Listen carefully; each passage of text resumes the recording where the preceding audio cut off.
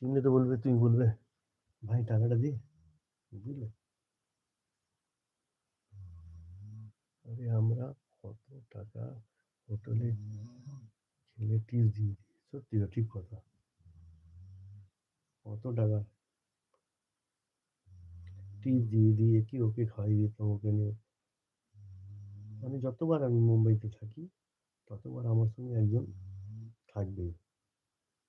কাজ চলছে না কারো, কারো শরীর খারাপ হয়ে গেছে, ওকে ডাক্তার কাছে নিয়ে যাও, পাঠিয়ে দাও। সব খরচা বিয়ার আমি করি ওদের।